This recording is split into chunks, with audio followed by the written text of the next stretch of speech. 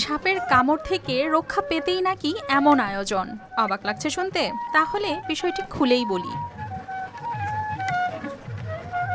শ্রাবণ এলেই নদীর পাড়ে ডালা সাজিয়ে গান আর পালার মধ্য দিয়ে স্মরণ করা হয় বেহুলা লক্ষিন্দরের প্রাচীন কাহিনী। লোকবিশ্বাসে মনসার আরাধনার সাথে জড়িয়ে আছে সাপের ভয় ও কামড় থেকে রক্ষার আকাঙ্ক্ষা, যা বর্তমানে রূপ নিয়েছে হারিয়ে যেতে বসা এক লোকজ ঐতিহ্যে। আল্লাহ ওদের হাতে মৃত্যু দেয়, সাপের হাতে, সে মরবে, কেউ ফিরে রাখতে পারবে না। কিন্তু যতটুকু আমরা জানি, শুনি, জ্ঞানীগুণীর কাছে শুই না, আমরা এটা পালন করি।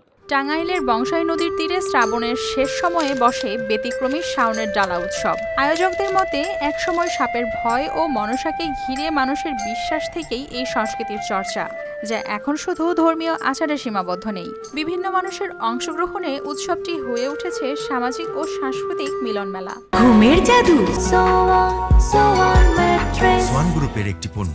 শাওনের ডালাটা আসলে আমাদের প্রোগ্রাম না, এটা একটা রিচুয়াল যেটা যুগ যুগ ধরে আমাদের নদীমাতৃক দেশে প্রত্যেকটা নদীতেই হয়ে আসছে। তা আমরা টাঙ্গাইলের বিভিন্ন নদীতে এটা পেয়েছি, প্রায় 22টা দলের সাথে আমরা কাজ করি। এই শাওন ডালা অনুষ্ঠানে মূলত সাপকে বা সাপ যাতে মানুষকে না কামড়ে দেয়, এর জন্য মূলত তারা এই রীতিনীতিগুলো পালন করে থাকে।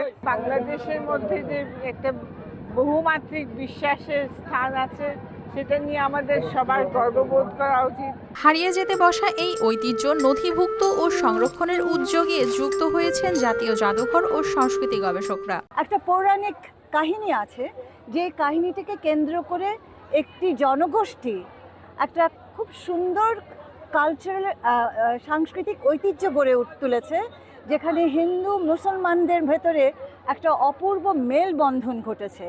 এটা একদিনে ঘটেনি, এটা বহু বহু বছর দিয়ে ঘটেছে।